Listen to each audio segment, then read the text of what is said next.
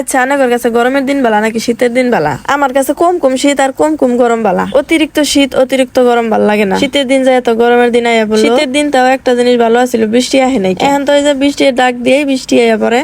এই চৈত মাসে কয়েকবার বৃষ্টি হইয়া হারলো। শীতের দিন শুকা শুকা তো বাইরের চুলায় রান্ধিলাম, এখন তো গরমের দিন আইছে বৃষ্টি আহে।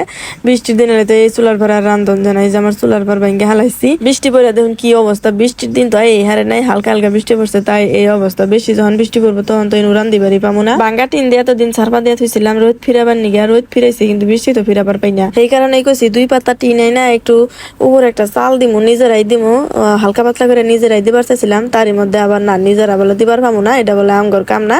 সেই কারণে আবার মিস্ত্রি ডাক দিয়ে নিয়ে এসেছি। এর মধ্যে মিস্ত্রি আইসে আবার এই যে মাছ কিনে নিয়ে এসেছে। এই মাছগুলো ছোট ছোট মাছগুলো করতে হন কত সময় লাগবো।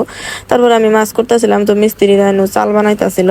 তো চালটা আমি ছোট করে বানাবার চাইছিলাম, তা এখন আবার বড় হয়ে গেল। মিস্ত্রিরা বড় করে বানাইলো, আমার কথা মিস্ত্রিরা শুনলো না, দেখুন না কত বড় করে বানাইয়া দিল। আমি তো একটা চুলা কাইটা খাইলে কোনো রকমের বইয়া রান্ধিমু। তারপরে এই যে আমি এখনকার মাছ কুইটা, তারপরে এই যে আবার ফ্রিজে থন রাখবো। মাছ কুইটা ধুইয়া পরিষ্কার করে নিয়ে আইছি, মাছগুলো ভাগাভাগি কইরা ফ্রিজে থুমু, তারপরে আবার কয়টা মাছ ভাজি করবো।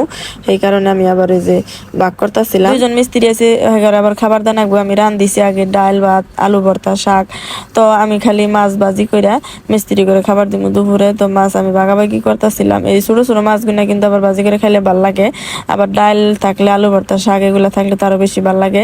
এই যে আমি মাছ ভাজি করবা নিয়ে বসছি, মিস্ত্রিরা একটু কাজ করে আবার জিরা বানি গেছে। এই ফাঁকে আমি আবার চুলার উপরে কইলাম যে মাছ ভাইজে হালাই। এর মধ্যে মিস্ত্রি আইয়া কইতেছে হ্যাঁ আপনি এনু কাজ করতেছেন, আমার কাজ বন্ধ করিয়া।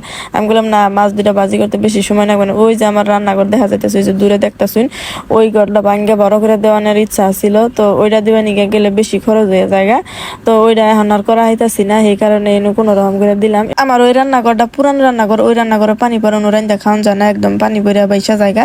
তারপরে এনো আমি চিন্তা ভাবনা আছে এনো কয়েকদিন এনো বর্ষাকাল না থাকলে এনো দিতাম না। তারপরেও ভবিষ্যতে ইচ্ছা আছে, আল্লাহ যদি দিবার দেয় ওই ঘরটা ঠিকঠাক করার ইচ্ছা আছে। তো যাই হোক, এটা যে মিস্ত্রিরা ঠিকঠাক করতেছে। এর মধ্যে আমি রান্দা বেড়ে নিয়ে তাগর নিয়ে ভাত বাড়তাছি। কাজটা শেষ হইলেই তারা তাগরে খাবার নিয়ে দিমু। এই তো মিস্ত্রিরা আমারে কইতাছে যে আঙ্গরে কি ভিডিও করবি না, এই যে আমি ভিডিও করতেছি তাগরে। তো এখন আবার আমার এই যে কাম বাইরে গেল, এখন আবার এই যে আমার মাটি আনুন নাকবো।